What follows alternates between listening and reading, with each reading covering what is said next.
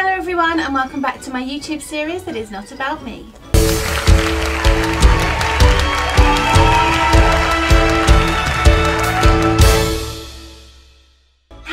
And welcome back to my Spotlight On series, where I shine my little spotlight on the stars of theatre and musicals and chat to them all about their careers so far in this business we call show. If you haven't seen me before, then hi, my name is Emily and I'm an actor singer based in the UK, and I spend my time either performing in shows or talking about them. If you like all things theatre, music and musicals as much as I do, then hit subscribe and join my stagey little online family. Also, while you're there, hit the thumbs up if you would like to see more videos like this one on my channel. And if you are really into this, then head to the comments section and let me know your favourite musical theatre song. So, welcome back to my series where I will be chatting to the stars and creators of Broadway and West End theatre, the award winners and the fan favourites. Today I am lucky enough to be joined by the hilarious and oh so talented Rebecca Locke. Chances are that you have been lucky enough to see Rebecca perform. I personally loved her as Kate Monster in Avenue Q, and I was also lucky enough to see her perform as Carmen in Curtains before lockdown hit. There is no doubt that her career is one to aspire to, but if you have not yet had the pleasure of encountering this West End wonder, then let's quickly run through her career so far. Rebecca was a member of the National Youth Musical Theatre before heading off to continue her training at the Central School of Speech and Drama. She left drama school at 19 to take on her first professional role in Martin Guerre, initially as understudy to the lead role, before then going on to alternate the parts and eventually sing on the cast recording. From there, Locke went on to the National Theatre where she performed in Oh What a Lovely War, and then on to the New London Theatre in their production of Cats. Rebecca then headed back to the Prince Edward Theatre to understudy and then go on to alternate in the title role of Mary Poppins, before heading back to the Noel Coward Theatre to perform as my favourite, Kate Monster, alongside Daniel Boys in Avenue Q. We live on Avenue Q. In what can only be described as an extremely contrasting move, Rebecca then went on to play the diva soprano herself, Carlotta, in Andrew Lloyd Webber's The Phantom of the Opera. These things do happen! She went on to play even more incredible roles, such as Svetlana in Chess, Mary in Merrily We Roll Along, playing opposite Betty Buckley in Gillian Lynn's production of Dear World, Widow Corney in Oliver, Rosie in Mamma Mia, and then rejoining the cast of Mary Poppins in the UK tour, performing in the role of the legendary Winifred Banks. In 2018, Rebecca joined the original cast of Heathers alongside Carrie Hope Fletcher before transferring with the role to London's West End. She went on to play Lily Vanessa in Kiss Me Kate at Sheffield's Crucible Theatre, and then joined Jason Manford and Aurea Duba in Curtains as Carmen. Then lockdown hit, and as you know, the West End went dark. But here's hoping, along with everyone else, that theatres can reopen again soon. Okay, so that's more than enough from me. Let's hear from the incredible lady herself. That's right. We have finally got to the part of the video that you came here for. Here is what happened when I caught up with Rebecca Locke. You have had an incredible career, I think it's fair to say, with so many amazing credits under your belt, but when was it that you found your love of performing? I was one of those weird kids that used to come home from school and watch grey movies rather than Grange Hill. So I was obsessed from a very early age with all the old Judy Garland films and Doris Day and the Mickey Rooney ones and everything, and Fred Astaire and Gene Kelly, and I was obsessed with those films. So that's all I used to do, is just sing around the house and annoy people. I come from a family of 5 children. Wow. And I was the loud one, always just singing or sitting on the toilet singing, and my brother banging on the door going, "Shut up!"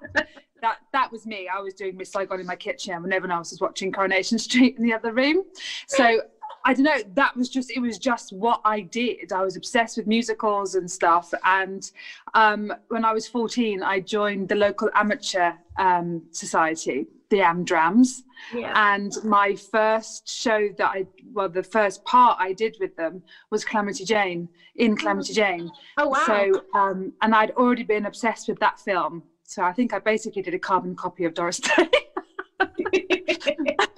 But that's where it kind of all started, and then it went from there.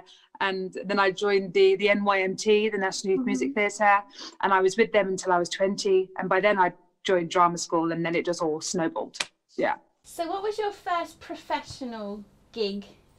My first professional job was Martin, the Bubel and Schomburg show. It was their first show after they'd done Les Mis, they'd done Miss Saigon, and this was the next one. And that was my first proper professional job. Yeah, it was quite incredible, really. How was that experience for you, going from, I mean, the youth theatre is really quite professional anyway, but how is it going from being so young into your first professional experience? Was it what you expected, or was it? I think because I'd done so many shows with the NYMT, and I was in the middle of my drama school training when I got the job, that I was kind of in that groove already. I'm doing show after show after show, and I'm leading that company. Then I suppose it just became, it's just what I was used to, weirdly, even though, of course, it's daunting when you're sitting in a room singing, and there's Cameron McIntosh in the corner of the room, and you know exactly who he is, and you have Claude Michel Schomburg in your face getting you to sing in a certain way. So that's quite scary. But I think show-wise, I think it's just what I've always done. So I kind of felt at home, weirdly. Yeah. What's been your favourite role that you've played so far? See, that's the hardest question in the world, because I've loved every single one of them in their own way. I mean, they've all been so different, which I've been so lucky to play such different, you know, characters, like Mrs. Banks to Kate Monster and Carlotta, and it's crazy the amount, the different characters. So I love them all in their own way. But I think the one that keeps going back is Kate in Kiss Me Kate, is Lily Vanessa in that show, because I got to do everything in there: Shakespeare, comedy, drama, soprano singing, belting my tits off, you know, all that stuff. So you get to do everything, and the fabulous outfits that the Sheffield Crucible had made for me were all made for me. Wow. From scratch. And they were just the most glorious costumes ever. I had this pair of palazzo pants, which I was obsessed with. And I literally opened the show, and we did another opening, another show. So the whole company are in that number. And that's the only time I wore that outfit. And it was just the most glamorous, gorgeous costume ever. And I felt like a movie star. And that I think I would go back and do that in a flash. Oh, you mentioned briefly how versatile your career has been so far. I mean, I'm not sure how many people have done Kate Monster and Carlotta in one career. How important do you think it is to be versatile, and how do you approach going from one role to such a contrasting role? Is your approach different?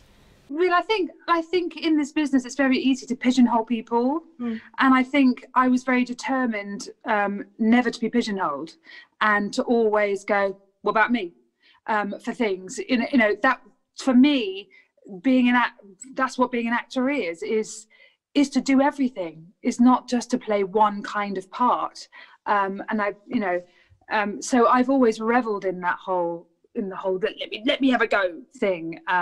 Always done voices, always done silly voices and accents and stuff, and played the fool. So I think I'm quite good at adapting. There are still lots of roles I would love to have a go at, but I think I've been very lucky. But I've always been very determined not to just go, oh well, she does that. Yeah. So far so good. So what are your dream roles that you haven't done yet?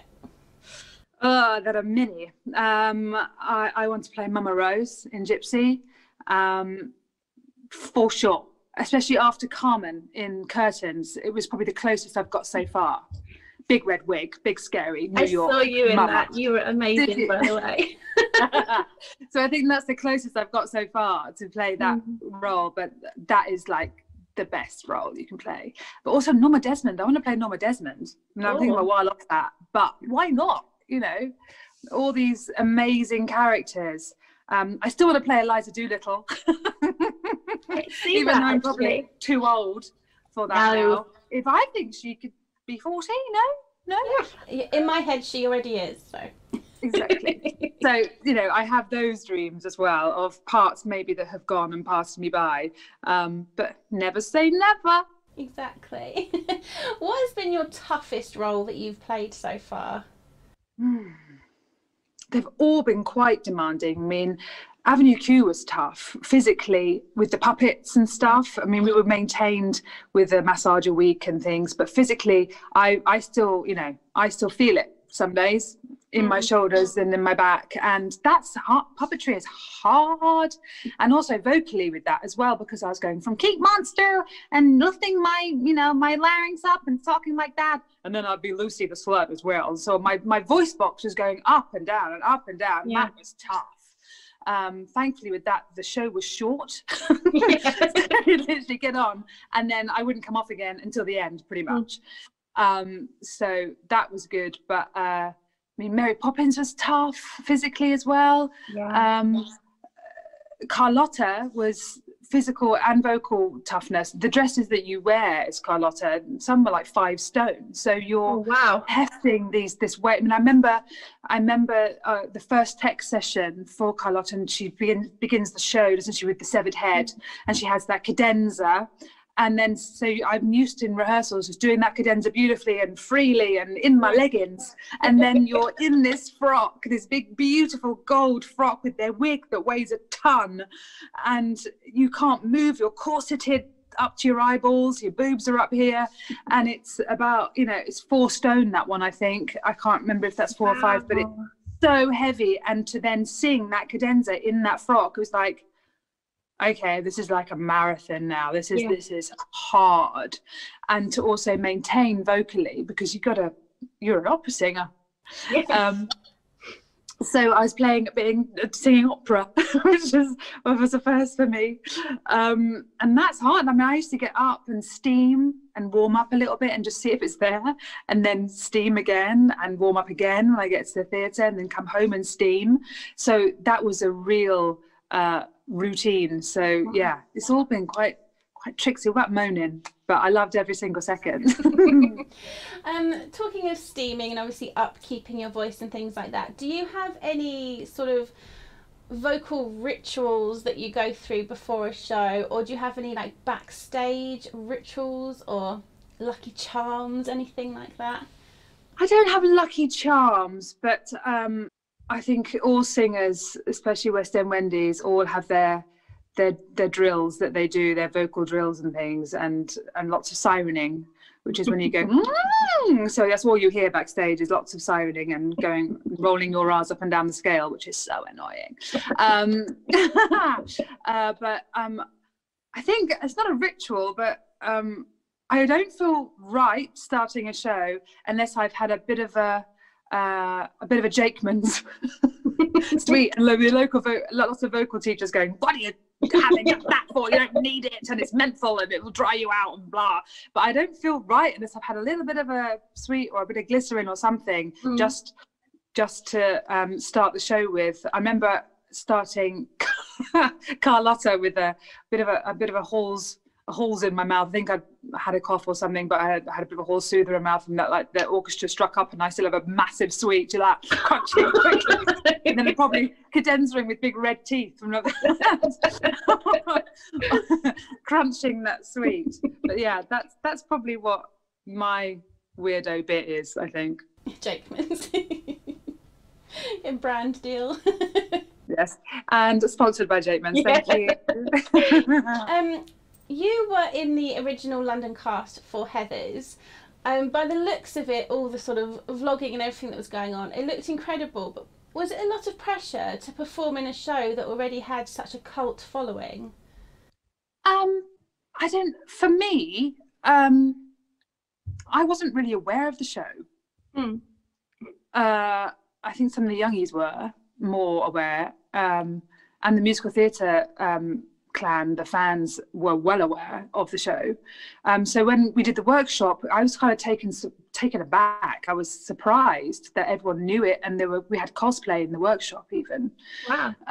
So we kind of knew we were onto a good thing, I think. And then when we opened and we sold out in the other palace before we even opened, was incredible. So we were like, oh. But what that does, I suppose, is make it exciting that you've got a nailed on hit, and that you know that everybody loves it and everybody wants to come and see it. And I suppose there was pressure to sell out, to transfer and all that. But that happened because people wanted to come and see it. So that's exciting rather than nervy and pressury. I think just made you want to run on stage and go, yeah, with everybody, because they were also up for it. So you knew you were going to have a good show every night because it was buzzing. And I loved that. So no real pressure there, just love and joy. Oh, that's good. It definitely seems like the atmosphere was electric in the auditorium. It was incredible. I've never known anything like it. I've done lots of shows and you get lots of amazing reactions and stuff, but there's nothing quite like the reaction we got from Heather's. I've never been in a show when I've been doing my song or a monologue or something and people are mouthing along with you. And you're like, please stop mouthing along with me because I'm going to muck the words up because I'm looking at your mouths and I'm not sure I'm saying the right words now.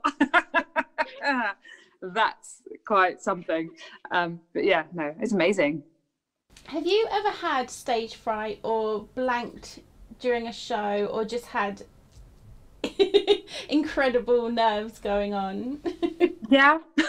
All of the above. I think everybody at some point has had a major moment of going, and I have had a few in my time.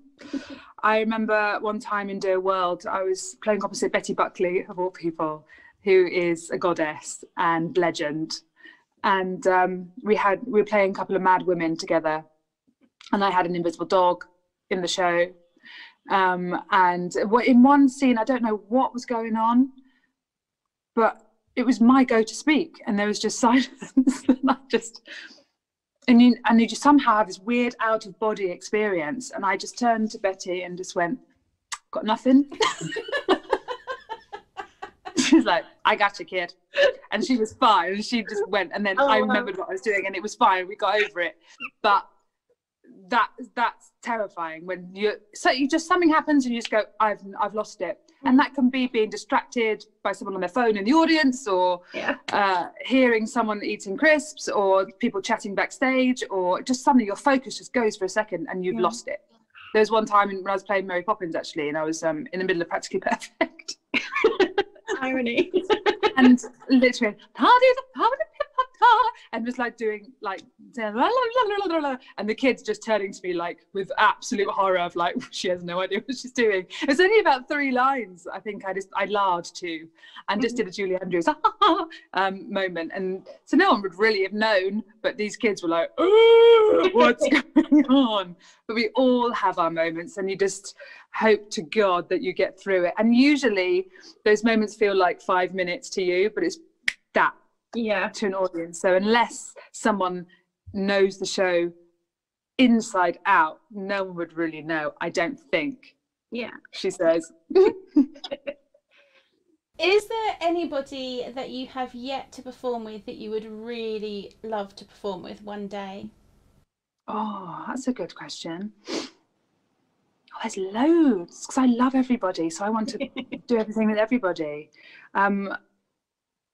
I'm obsessed with my friend Scott Page, and I've never worked with him, and I would love to work with him. But although I think we'd never get anything done, I think we'd just have to be sponsored by Tenor Lady and just laugh all the time, and that would probably be a disaster. But oh my God, I'd love to work with Patti LuPone. Oh wow. Absolute legend. I'd love to sing with Audra McDonald. She's my favourite voice ever. I'd love to sing with her. So there's so many people that I would love to work with.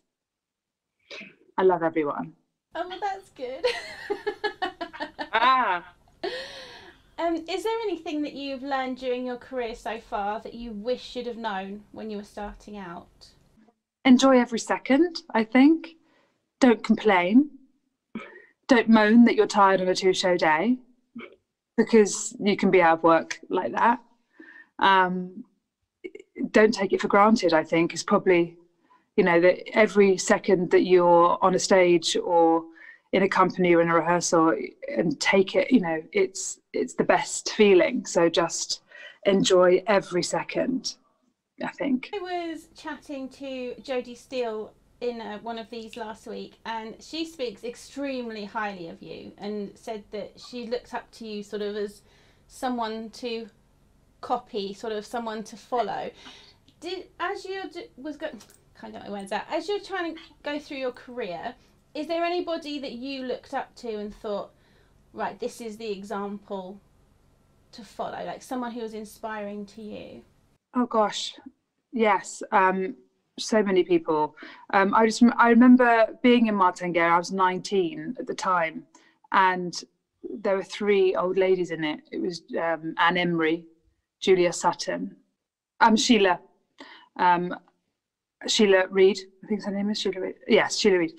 And they were just amazing fountains of knowledge and love and care. And I remember kind of having been taken under their wing, and different times by different ladies. I mean, it's kind of, you're not allowed to do it anymore, is to note other people in the company and stuff, or a bit of advice or anything. It's very frowned upon now, mental health and all that stuff. But, you know, there was just some little moments that, you know, I remember Julia Sutton, who later was my bird woman in Mary Poppins, she's just one of the greatest human beings ever in the world. I love her. And she has done so much, and I trust her in every way. And there was just this, there was one moment, well, firstly, one of the things she said, one day she came up to me and she just whispered in my ear, and she just went, put a bit more rouge on. And so I put a bit more blusher on. Just a little thing like that, put a bit more rouge on. Because they know stuff. And there was this one thing, there's a scene at the end of Martin-Guerre when I'm singing over my dead husband's body and stuff, and we talked about it one day, and she just encouraged me to do something that I was kind of half doing, and she went, just do it. And I did, and it made a massive difference, and the director loved what I did and stuff. And it's just I think people forget that older people who have been around for quite a long time and have worked their socks off for, you know, 30, 40 years, know stuff. Yeah. And as you get older, I suppose you end up having smaller parts, even though Julia played leads and amazing principal roles and leading companies and movies and stuff. And, you know, and there she was being a bird woman and having her song. Yeah. And that's it. And just to give that respect to the older cast members, to know that they know their stuff. Yeah. So there's been so many. I wanted to be Ruthie Henshaw, you know, I wanted to be, you know, all those amazing women. I remember seeing her in Crazy for You and just being like, oh my God, I want to be you. So that's nice that Jodie, I do feel like now I'm getting older that I'm kind of becoming everyone's mother. I'm not sure you're old enough yet to be people's mother that are in their 20s. I kind of taken on that kind of role, I think, in the company now, that people call me mama. And like I was in NYMT with Lara Pulver, and she's only how old? She's like 3 years younger than me, something like that. But she calls me mama. It's just, and as does Evie Hoskins, because I played Evie's mum in Bonnie and Clyde, and I think I'm only like 11 years old, 12 years older than Evie, and she calls me mama, and she's in my phone actually as daughter. So I think that's kind of what I am at the moment, and I'm okay with that. That's all good. Yeah, everybody loves a mum, so. Towards the end of 2019, you were in an episode of Doctors. Is TV and film something that you're actively pursuing, or are you just sort of dipping in and out but staying in theatre? Did you want to do both? I'd like to do both. I mean, that would be, I mean, America have it sewn up that you're celebrated if you can do everything. And if you know, are a lead on Broadway or whatever, then you get TV and movies and stuff. Look at Laura Benanti, you know, and people like that just do everything, and you're celebrated for doing that. And I feel that it's getting better in England, but there's a stigma about if you sing that you're not a good actress, which I think is wrong. And actually acting through song is bloody hard. Yeah. And you ask a straight actor, I hate that whole term of straight actor, musical theatre actor. They're the same. We are actors. We are the same. You know, the other way round, they'd find it the hardest thing in the world to sing a song and act through it. The hardest thing in the world. So why do we get, you know, that stigmatism of if you sing that you then cannot act, which I think is terrible. We have so many amazing actors in the theatre, in musical theatre, and we should be celebrated. It is something I'm pursuing, and I want to do more. Yes. And it's just getting those opportunities now and being taken seriously and actually getting through the door. Yeah. Because my CV is amazing and varied and wonderful work, but my TV is this much. And it's just having someone take a punt and go, you know what, I think you're really good. I mean, it is happening more now, and I love nothing more than seeing my pals on the telly and going, yes, go on. And, you know, and given opportunities on the telly, which is fantastic, and I just hope it gets easier and better. I think the telly and film business are missing out on quite a lot of talent. I agree. If I'm completely honest. So yeah. Well, the actor, I don't know his name, but he plays Anthony in Bridgerton. He was in the last 5 years, wasn't he? So maybe you could take a little step into season 2 of Bridgerton, because they're obviously open to it. I'll get my buzzies up, get in a corset. I've just literally finished. I finished it last night. I finished the last episode last night.